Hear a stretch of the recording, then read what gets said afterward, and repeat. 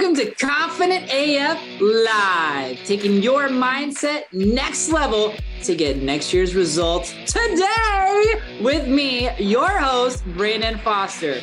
Are you a badass peep with big dreams, ready to turn your unrealistic goals into reality? Confident AF Live is the gateway to enormous new opportunities and unlimited possibilities. The unrealistic can suddenly become realistic for you if you believe it. Are you ready to take your dreams and results to the next level? Then stay tuned as we help crack open the door to new ways of impactful thinking and believing about yourself with mindset practices for badass people like you. Confident AF Live starts right now. Hello, everybody. Welcome to another live episode of Confident AF Live. I'm your host, Brandon. I'm super excited to have all of you that are listening here, whether you're listening in the gym, like our friendly producer, head producer, Jessica is, or if you are being held hostage and captive to listen to me, like my producer in studio, Sierra, or you are driving down the highway to work, picking up the kids in the carpool line. Doesn't really matter when you're listening. I'm super excited you're here and you are listening to receive some encouragement about you and your incredible badassery and entrepreneurial journey. If you haven't subscribed, make sure you do that. And I would love some encouragement from you for how you're loving these episodes and all the things. Today's episode, we are talking about the 7 consequences of setting bigger goals. One of the first things that I do whenever I have someone who's interested in joining my next level mindset mastermind Born to Slay or working with me individually one-on-one is I really question the goal setting piece in general, because I found one of the things that we as human beings don't like is we never like to feel like we are failing. And I just believe in my heart of hearts, as long as you're moving forward, as long as you're trying new things, as long as you're doing your best, it's literally impossible to fail. You will not fail if you don't quit. I also believe that we don't quit when we are tied into a higher level purpose and intention with our business, with our service that we're actually striving for. And whenever I ask them what their goal is, oftentimes they set it too small. They set it too small. And the reason why they set it too small is because they don't want to come up short, because they think if they come up short, then that means something about them.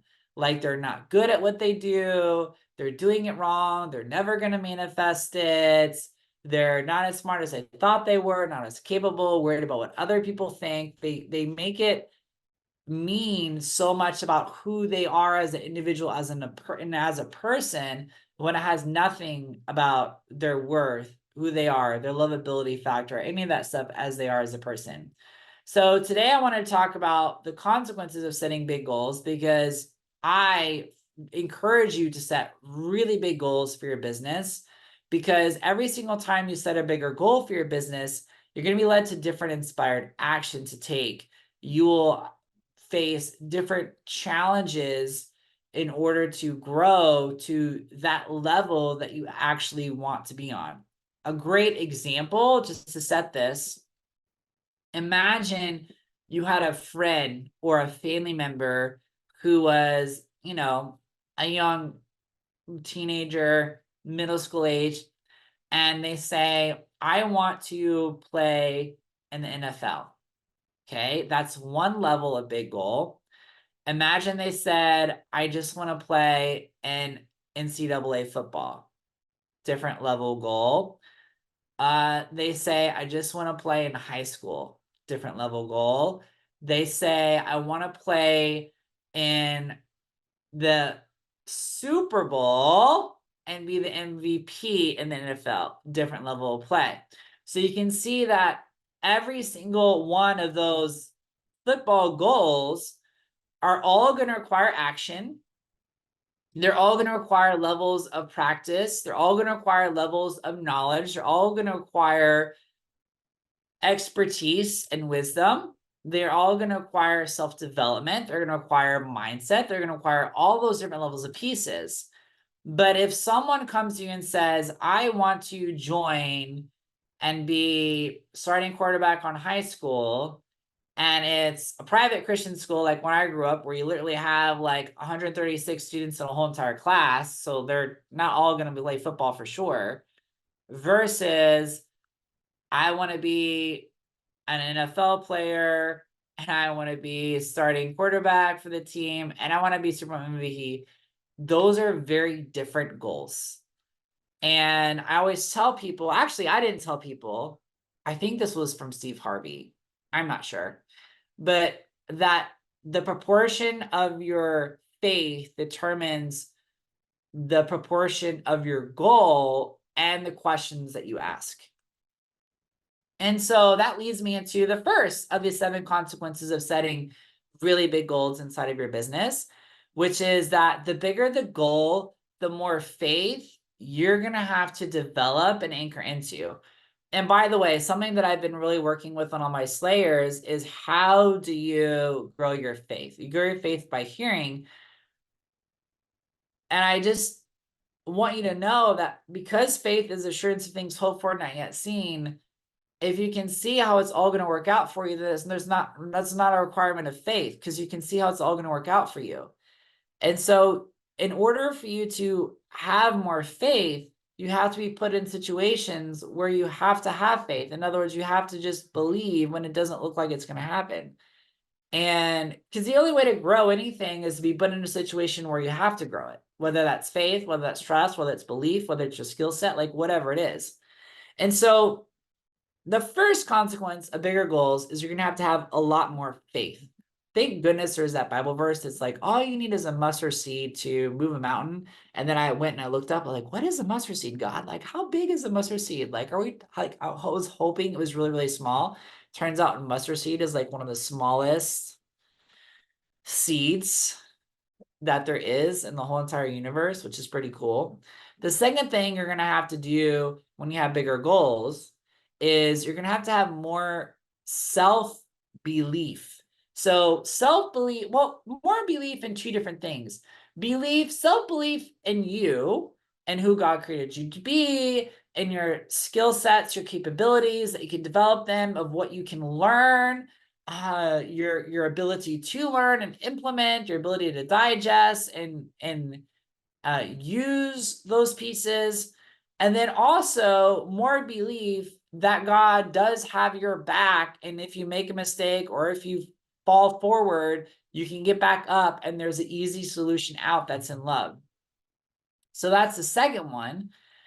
The third thing you really have to have is you're going to have more courage, because the bigger the goal, you're just going to have to do maybe some scarier things, or at least more uncomfortable things that you maybe wouldn't have done previously in order to achieve that goal. And that's going to take courage. I remember when I was competing on the national level in Taekwondo in high school, and I remember before I started competing, it was like not a big deal. I could eat whatever I wanted to and enjoy Taekwondo, enjoy the martial arts, eat, be a normal teenager. And then when I started competing and we had to go into weight classes, part of the, I guess, the game, if you will, and from a martial arts perspective, was to weigh as little as possible, because the less you weigh, that means the lankier and taller you are and the better reach you have in your weight class with your legs. So my freshman year in high school, when I was competing, I think my weight was 95 pounds, competing weight. And then I think my junior or my senior year, I think it was my junior year, because I didn't compete my senior year. I think my weight was 135 pounds competing, which is not, y'all, it's like not a lot. Now I weigh like 170. I've bulked up. And it's been a long time since that too. But like that required courage to look at the scale every day, to watch what I was eating, which I did not go about it the perfect best way. What did I eat? This will be really fun and random. When I was competing, I remember breakfast would usually be scrambled eggs with cheese, which is not too terrible. Dinner was usually a la Madeleine Caesar salad, also not too terrible with chicken, so that's doable. Lunch, I would have a Nutrigrain bar and like a Dr. Pepper. Like that is not that is not a healthy lunch. And also that's not like a good thing for your muscles or your body. Like those aren't really veggies. Like that's just, yeah. Anyway, I digress. But you're going to have courage. And so, courage as a business owner could mean really nailing down your processes with Facebook ads. It could be really nailing down your processes and doing live videos, doing podcast episodes like this. It could be nailing down your processes and hiring your team and creating a training curriculum. Like it could be so many different pieces inside of your business.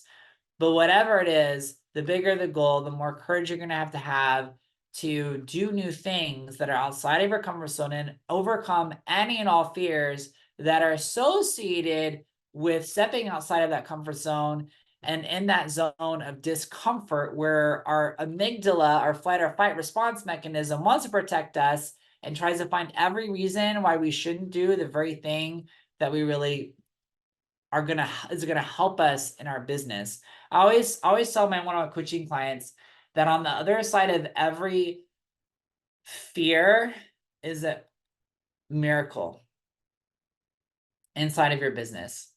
I also say that procrastination postpones blessings. And I understand what procrastination is. Procrastination, I never want anybody listening to this to beat yourself up if you procrastinate, because it just means there's like a fear. It's like a depression state of inaction, paralysis is what's happening. And if you can look at it and figure out what that reason is, which is what I help people to do, then you can move through it faster and not procrastinate.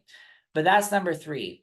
The fourth thing is the bigger the goal, the bigger the gestation period, more than likely what you're going to have, especially if you want to do it kind of a little bit of a safer way. A really good example I had while I was doing my retreat this last weekend or recently was, imagine if you had someone who was wanting to lose 5 pounds for swimsuit season. Like that's not going to require a huge gestation period. They could probably lose it over 30, 60 days, definitely 90 days. Maybe not even without exercising, maybe just by changing their diets. Probably even easier if they change their diet and they work out. Because remember, y'all, you have to work out pretty hard to burn a lot of calories. And cutting down on the calories you're eating is just easier in the foods. It just is. So that would be a relatively easy change with not like a huge gestation period. But imagine if you were someone who weighed 500 or 600 pounds and you're like, I want to be like Superman. I want to have the physique of Superman, and I want the physique to be so good that, you know what?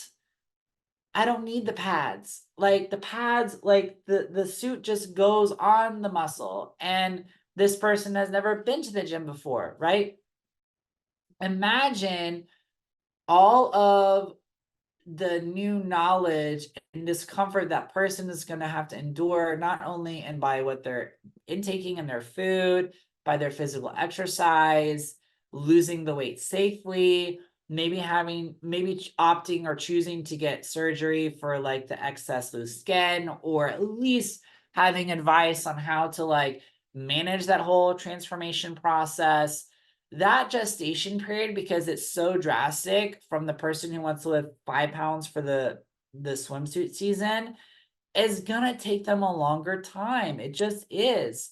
And it's not because they're a failure. It's not because they're doing it wrong. It's not because they're not worthy. It's not because they're not loved. It's not because of any of those reasons. It's just because it is a bigger goal from where they are today. And a bigger goal from where you are today can require a longer gestation period. The fourth thing you have to be aware of is a consequence of bigger goals is more persistence. And I love Napoleon Hill's book, Think and Grow Rich. He talks about the importance of persistence. The number one reason why people don't achieve their goals is they quit. And he gives like 4 elixirs for persistence. One of them is a definitive plan of action. 2 is a purpose with desire, which is like spiritual alignment. 3 is angels and encourages. And number 4 is blocking out all negativity. Well, the bigger the goal that you have, the more persistent you're going to have to be to achieve that goal. I don't remember, I think J.K. Rowling was rejected 32 times by publishers. I think that Colonel Sanders was told no like almost 100 times for KFC. I know that my friend Cindy Williams, like she spent like 3 years developing Wanderlust Social for the travel industry. Like big goals take more persistence. There's going to be challenges in tech, challenges with maybe people or mission or understanding, challenges and I said tech, but also just like technology, like machinery and all that kind of stuff. And so it's really important that if you have a bigger goal, the reason why I'm telling you all these things is because I want you to be prepared. I want you to know that you're not doing it wrong. You're not screwing up. You are a human being. And I just want you to be prepared. That's all. So you got to decide. Decision means cutting off from any possibility. You have to decide that if you're going to go for the bigger goal, that you're not going to quit. Like you're going to figure this shit out. You're going to do it. You're going to go for it. Number 6, the other consequence of bigger goals is that in order for you to get to bigger goals quicker and easier, things are going to fall apart and things are going to move out of the way and things will end. And what I mean by that, I mean old ways of doing things, old habits, people, partnerships, relationships, both personal and business. In fact, I know that there's a lot of things that are moving and shifting and, I like to use the phrase chapters closing. You can say falling away. You can say evolving in my life because I want different things. I'm evolving, I'm changing, I'm growing, and it's a beautiful thing. But if you're not aware of it, you can start to feel like the universe or God is mad at you or conspiring against you. And why is this relationship falling apart? And why did this happen? And why did this wonky thing partnership fall through? Or why did this happen? And all those things are not meant to harm you. They're to help you, to take you to the next level. Because anytime you go to the next level inside of your business, people either have to rise up with you or they'll have to stay in their energy, their lower vibration, because you're changing your vibration. You're changing who you are. So you're going to go up to a different level than where they are currently. And then number 7 is the quickest way to embrace all of this: more faith, more belief, more courage, more gestation, more persistence, things falling away, is in grace, gratitude, and trust. Trust is the most important factor when you're setting bigger goals. Trusting that it's still going to happen, even when it looks like it's not going to happen, that's faith. Trusting in who God created you to be and that God has your back, that's belief. Trusting that you are safe to do something new outside of your comfort zone, that's courage. Trusting that the gestation period will happen, but the fruit is going to show up on the tree. Trusting in the power of persistence, of like not giving up, having a plan, having angels, having encouragers, blocking all negativity, and just trusting all of this, which is trusting the actual process. So the big takeaway is set those big goals. And as you set those big goals, ask for divine guidance, ask for help on what is going to help you with your faith, what's going to help you with your belief, what's going to help you have that courage, where do you need the most courage to do the most uncomfortable things, what does that gestation period look like, how are you going to anchor into faith during the gestation period, how are you going to feel good during the gestation period, How are you going to persist? Who's going to support you? Who's going to be your angel during that time period? And be prepared to forgive as things fall apart and break away. Because at the end, it'll be so good and so beautiful and so worth it. I promise you, boo. I promise you. Thank you so much for listening today. Make sure you subscribe to the podcast. And don't forget to join the Confident AF Facebook group on Facebook. I love you. Have a beautiful day, boo. You have been listening to Confident AF Live, taking your mindset next level to get next year's results today with host Brandon Foster on transformationtalkradio.com. Listen or watch live every Wednesday, 12 p.m. Pacific, 3 p.m. Eastern, where I help badasses like you with big dreams learn to take their impact and results next level, turning those unrealistic goals into reality. Confident AF Live is the gateway to enormous new opportunities and unlimited possibilities. For more information, get in touch with me, Brandon, at brandonrfoster.com.